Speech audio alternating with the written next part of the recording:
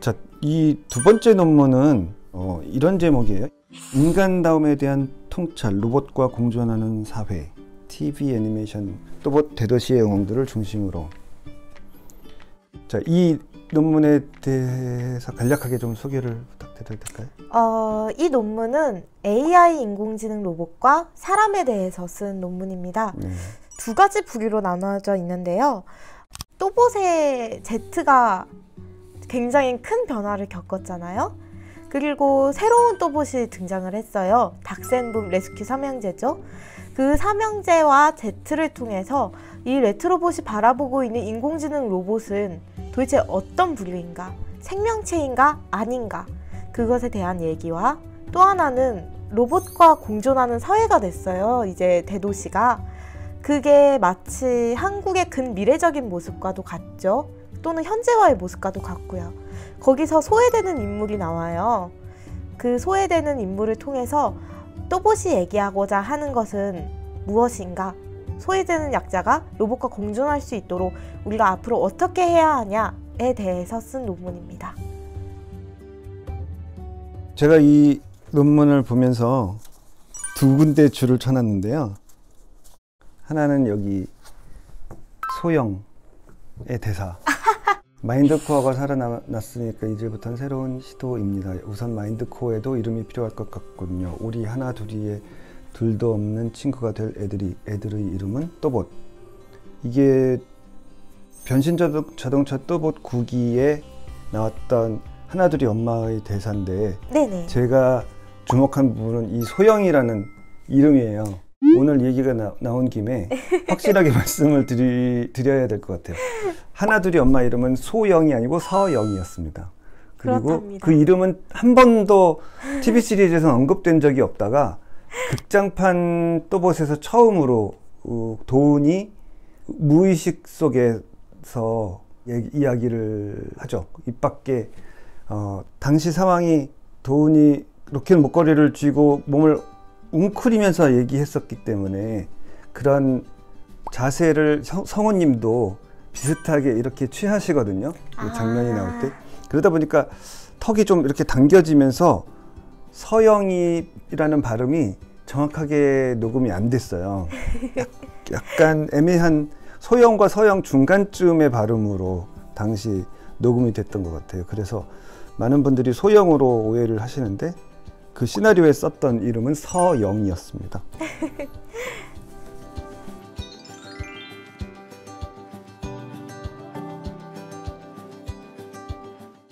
여쭤보고 싶은 게 있는데, 네.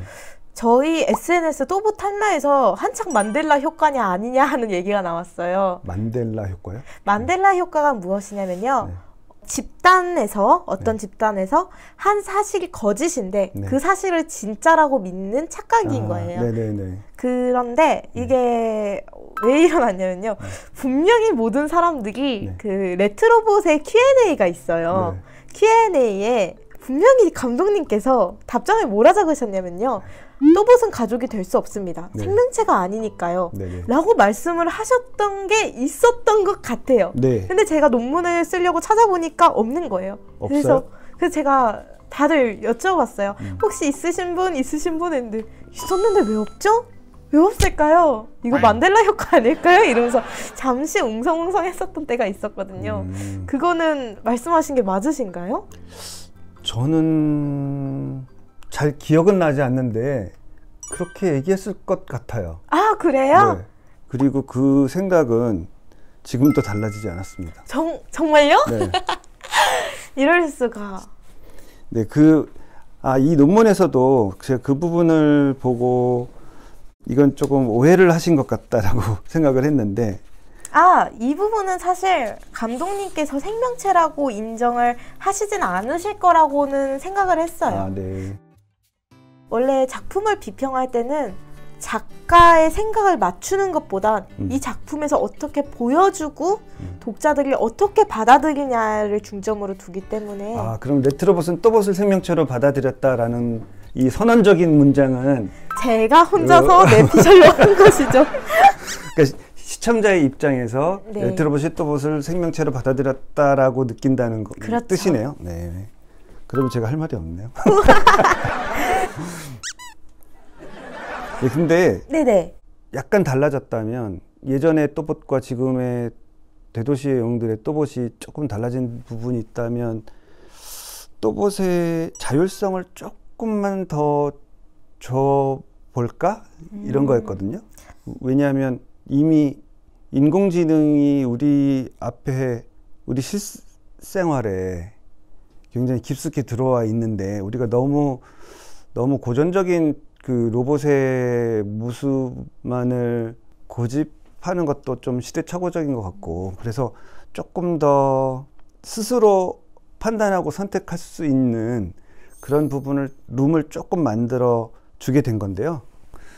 뭐 그렇다고 해서 우리가 분명히 우리는 감정을 가지고 있는 인공지능에게 정서적으로 감정이입을 할 수가 있게 되는데, 그게 저는 굉장히 앞으로 여러 가지 윤리적 문제를 가져올 부분이라고 생각해요. 굉장히 두려운 미래가 될 것 같은데, 정말 이렇게 사람들이 자기가 상대하고 있는 인공지능을 상상하는 데 그치지 않고 거기에 굉장히 몰입을 하게 된다면 앞으로 어떤 일들이 벌어질까는 굉장히 두려운 일인 것 같아요. 그리고 그것에 대해서 우리는 그래도 계속 선을 그어야 하지 않을까라는 그런 좀 보수적인 관점을 가지고 있습니다. 아직도. 로봇과 생명체는 네. 딱 선을 그어야 된다. 네. 저는 이제 여쭤보고 싶은 게 있어요. 네. 분명히 또봇은 마음이 있는 로봇이라고 하셨고. 잠깐만, 인터뷰와 인터뷰이가 바뀐 것 같은데? 아니, 하지만 너무 네네네. 묻고 싶었어요. 네, 편하게 말씀. 네네. 분명히 또봇은 마음이 있는 로봇이라고 하셨고, 네. 아이들의 친구와 가족이 되었으면 좋겠고, 네. 자율성이 있었으면 좋겠고. 네. 자, 그러면은 마음도 있고 네. 가족과 친구가 될 수 있는 마음이 있다는 거잖아요. 일단은 네. 자율성이 있고, 이 자체가 생명체라고 저는 생각을 했어요. 네. 왜냐하면 마음이라는 거는 네. 결국은 살아가기 위한 욕구라고 생각을 하거든요. 살아가고 싶어하는 욕구. 네. 욕구는 생명체밖에 가질 수 없는 것이라고 생각을 해요. 네. 욕심인 거잖아요. 미견. 그러니까 삶에 대한 미견을 갖고 있다는 것은 생명체밖에 가질 수 없는 것인데, 네. 그런데 또봇이 생명체가 아니다? 그래서 제가 묻고 싶은 거는 감독님이 생각하는 생명체란 무엇인가를 좀 묻고 싶어요. 저는 유한성을 말씀드리고 싶어요. 유한성. 네, 생명이라는 건 죽음이 있기 때문에 생명이 있는 거거든요. 근데 기계는 계속 고쳤으면 영원 불멸할 수가 있어요. 거기에 가장 큰 차이가 있는 게 아닐까 싶네요. 그리고 살고 싶다라는 욕망은 사실은 인공지능에게는 허상이라고 생각해요. 이 컴퓨터 하드웨어와 소프트웨어로 구성된 인공지능이라면 그 적절한 부품만 제공된다면 생명을 끝없이 연장할 수 있거든요. 그러니까 살고 싶다라는 거는 착각인 거죠. 살고 싶다는 욕망이 생기는 건 언젠간 죽을 걸 알기 때문이잖아요. 그렇죠. 그리고 될 수 있으면 한계가 있는 그 생명을 조금 더 연장하고 싶다는 얘기인데, 그 로봇이 살고 싶다라고 하는 거는 도대체 뭘 얘기하는 걸까? 그냥 착각 아닐까? 그런 생각이 드네요. 생각보다 로봇한테 굉장히 박하시네요. 아니, 저는 일부러라도 그렇게 선을 그어야 된다고 생각을 해요. 왜냐하면 인간이 로봇을 만들 때는 인간을 위해서 봉사하도록 그런 목적으로 만든 건데, 그래서 우리가 어떤 위기의 상황이 닥쳤을 때 인간을 위해서 로봇이 희생할 수는 있어도 로봇을 위해서 인간이 희생하는 일은 없어야 되지 않나.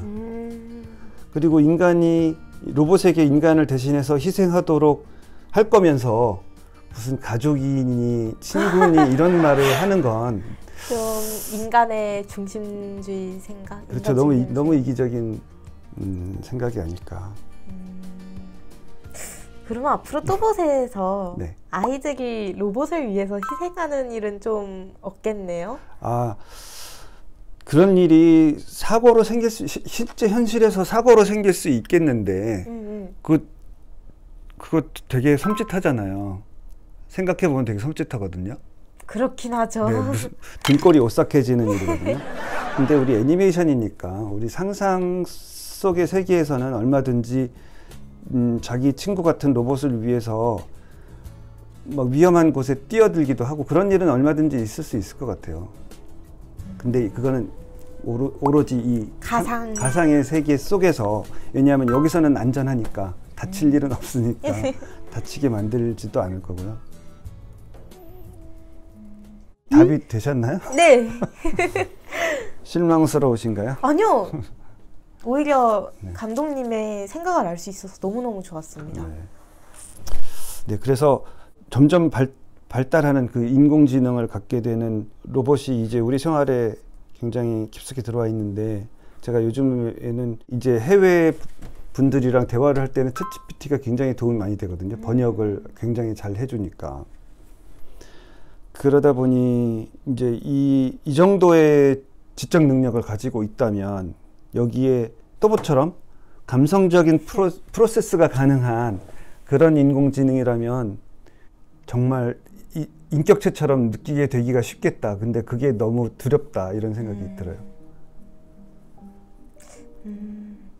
혹시 네, 여기 뒤쪽에 이 부분으로 가보려고 하거든요. 네네. 로봇과 공존하는 대도시. 네네. 제가 사회와 로봇과 공존하는 대도시에 대한 이야기를 썼었잖아요. 네. 거기서 이제 이름이 뭐였더라? 봉영춘이었나? 봉영춘 네네. 할아버지. 저는 영춘이 네. 계속해서 키오스크를 사용을 하지 못하는 상황에서 네. 보면은 봉영춘이 지나가는 연출에서 네. 그런 연출이 나와요. 그 노인 키오스크 사용 방법 교육 네네. 클래스 네. 뭐 그런 게 광고 나오더라고요. 전단지 붙어 있는 거. 네네. 붙어 있는 거 있었죠. 저는 이제 이 네. 또봇에서는 봉영춘에 대해서 네. 이런 선택지를 준 것 같아요. 지금 좀 더 열린 마음으로 사람들의 도움을 받고 클래스도 듣고 좀 더 새로운 사회에서 적응하도록 하자라는 그런 시선을 받았는데 저는 이게 조금 폭력적이라고 하면 좀 그렇죠. 너무 강제적이라는 생각이 들었어요. 네. 저는 왜냐하면은 이 봉영춘이 한수의 처음에 그 도움을 거절했을 때는 뭐라고 했었냐면, 어차피 했어도 난 잘 안 됐었어. 해봤는데 잘 안 됐었어. 그 말은 즉슨 이미 교육을 하고 시도를 해봤다는 것이거든요. 네. 그리고 또 마지막에 이제 영춘이 폭주를 할 때 나는 로봇이 미운 게 아니었어. 사람이 미운 거였어. 라면서 이제 키오스크에 대한 분노를 사람으로 돌리잖아요. 네. 굉장히 봉영춘에 대해서 신세대의 시선이 너무 각박하다고 느껴졌어요. 조발레가 난 잘 되던데 이러면서 이해를 못하는 것도 한수가 이거 계속 열심히 하면 잘 돼요 라고 하는 것과 똑같이 그 누구도 영춘의 마음을 이해해주지 못한다고 저는 느꼈어요. 네. 영춘은 키오스크의 교육에 성공할 수 있는 사람이기도 하지만 실패할 수도 있는 사람이라고 생각을 해요. 키오스크라는 거에 적응에 실패할 수도 있잖아요. 네. 그러면 이 사회에서 영춘한테 선택지란 거는 오직 정말 두 가지밖에 없는 건가? 교육을 받거나 사람들 도움을 써서 키오스크를 쓰거나 세 가지네요. 아예 안 쓰거나 그런 거밖에 없는 건가? 원래 예전대로 쓰는 선택지는 없는 건가? 사회는 이 9세대에 너무 박하지 않나 라는 생각을 했거든요. 혹시 그 부분에 대해서는 어떻게 생각하세요? 사실 그 에피소드는 그 봉영춘이라는 사람을 통해서 빠르게 변화하는 디지털 기기들에 적응하지 못하는 세대의 입장에서 세상을 한번 바라보자 라는 이야기를 하고 싶었던 거고, 그리고 그 봉영춘이라는 사람은 안타깝게도 잘못된 방법으로 자기의 이제 분노를 표출하고 이제 죄의 값을 받게 되는 그런 캐릭터긴 하지만, 그 사람이 그렇게 됐던 배경에는 우리가 그 세대를 제대로 살피지 못하고 너무 달려간 우리의 잘못도 있지 않았나 이런 생각을 한번 해보자는 거거든요. 그리고 그래서 이제 결국에는 그 이야기는 우리를 되돌아보자는 얘기지 그분에게 우리가 어떻게 살기를 권유하는 그런 목적으로 만들어진 이야기가 아니거든요. 사실 그분들에게 저희가 이렇게 하세요 저렇게 하세요 할 수 있는 자격은 없다고 생각해요. 다만 우리는 어떻게 해야 될까 그 부분에 초점을 맞춘 것으로 이해를 해주시면 고맙겠습니다. 확실히 맞추셔서 저도 저희 그때 SNS에서 한창 봉연춘의 대사가 마지막 대사가 굉장히 인상 깊었다. 네. 우리는 그러면 어떻게 해야 될까? 네. 이런 얘기가 굉장히 많이 나왔었어요. 네. 근데 그 중에서 이러한 의견도 많이 나왔더라고요. 영춘도 좀 마음을 열고 네. 개방적인 태도로 교육을 받아들일 필요가 있다. 네. 그런 반응이 나왔던 게 물론 그런 반응이 나올 수 있죠. 근데 저는 좀 안타깝더라고요. 영춘이 원하던 건 이런 게 아니었을 텐데 분명히 영춘도 대사를 보면 시도를 했었을 텐데 그래서 저는 그게 젊은 사람들의 시각에서 보면 노력하면 그래도 느리더라도 되지 않을까라고 생각을 할 수 있겠지만 저는 그게 불가능한 사람도 있을 거라고 생각하거든요. 언젠가 한번 속초에서 주차장에 주차를 하고 장을 보고 다시 주차장으로 돌아가는 길이었는데 이제 정산을 해야 되잖아요. 거기도 주차 요금을 정산하는 키오스크가 있더라고요. 한 할아버지가 제가 다가오니까 반갑게 자기 카드를 저한테 딱 내미세요. 아무 말도 안 하시고 그냥 반갑게 저한테 딱 내미세요. 이분은 이게 자기가 도저히 범접할 수 없는 어떤 종류라고 생각을 하시는 것 같아요. 그러니까 그 정도로 자기하고는 아예 인연이 없는 기기라고 생각을 하고 계신 분한테 과연 이거 사용법을 배우시라고 말씀을 드릴 수 있을까? 그거 간단한 문제는 아닌 것 같더라고요. 그리고 교육은 무엇보다 여유 있는 사람만 가능한 게 교육이라고 생각을 해요. 네. 금전적으로도 또 무료 교실이라고 하더라도 시간적으로도 여유가 있어야 되고 그렇죠. 체격적으로도 신체적으로도 다 괜찮은 사람들이 교육을 받을 수 있는 거니까 네.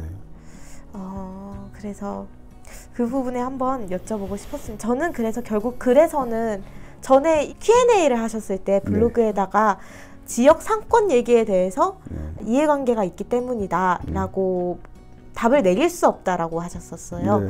그래서 아마도 이 부분에서는 여기랑 똑같은 입장이지 않을까 하고 여쭤봤는데 맞으신가요? 그 답을 내릴 이거는 명확히 답을 내릴 수가 있죠. 이 문제에 대해서는 사실은 우리가 이 빠르게 변화하는 세상을 적응하는데 어려움을 겪는 분들에게 무슨 말을 하겠어요. 그거는 오로지 우리가 그분들이 조금 더 불편을 덜 느낄 수 있도록 조금 더 배려하기 위한 노력을 기울이는 것밖에 없지 않을까 싶어요. 그러니까 그 방법을 우리가 찾아야 하는 거지.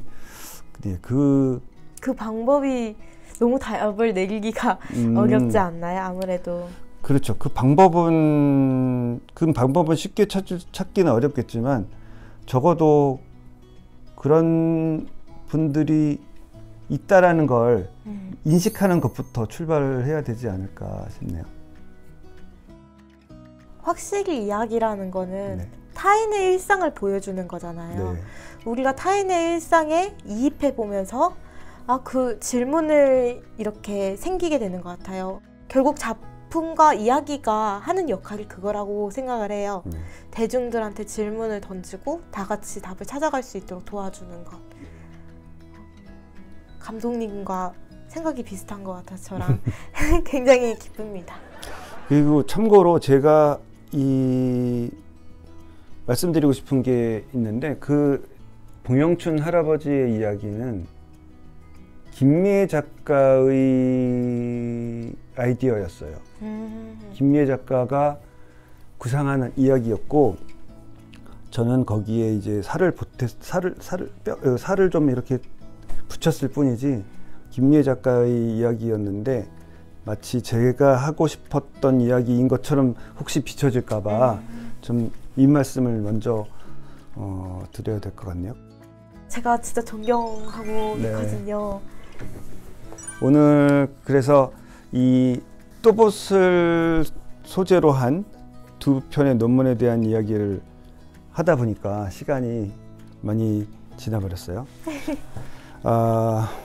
조금 가벼운 이야기로 넘어가 볼까요? 작년에 혹시 캐릭터 라이선스 페어 때 오셨었나요? 네! 그쵸? 그때도 그 말씀을 하시지 않았었나요? 우리 교수님하고 닮았어요. 그 얘기를 그때도 하셨던 것 같은데. 진짜요? 저 사실 또봇의 유튜브에 나온 게 처음이 아니에요. 네? 처음이 아니에요. 진짜요? 라이센싱 페어에서 살짝 등장을 했었어요. 제가 감독님 굉장히 존경하고 있거든요. 왜냐하면 자신의 작품을 만든다는 게 쉬운 일이 아닌데 네. 또 많은 팬들을 만드셨고 또 이렇게 질문을 던져서 실제로 같이 토론도 하게 만드셨잖아요. 저는 그게 너무 존경스럽고 부러운 거예요. 저는 그러고 보니까 제 꿈 중 하나를 이룬 것 같은 생각이 드네요. 갑자기? 뭐냐면 네. 제가 또봇을 처음 만들고 난 2년쯤 후부터 청소년 성인 팬들이 하나둘씩 생겨나는 게 보였어요. 인터넷을 통해서 보였고, 그리고 그 숫자가 점점 많아지더니 막 자기들끼리 모여가지고 무슨 행사도 하고 뭐 그러시더라고요. 근데 그 규모가 어느 정도인지 짐작은 잘 되지 않지만 아주 많은 숫자는 아닌 것 같고, 그렇다고 또 아주 적은 숫자도 아닌 것 같아요.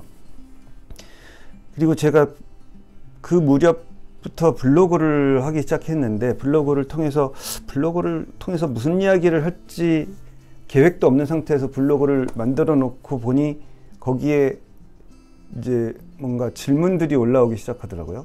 그리고 그 질문에 답을 하다 보니까 그런 걸 느꼈어요. 그분들의 성향이 약간 부끄러움을 많이 타는 건지 잘 드러내지 않으려고 하는 듯한 느낌이 들었어요. 본인의 취향 같은 것들을.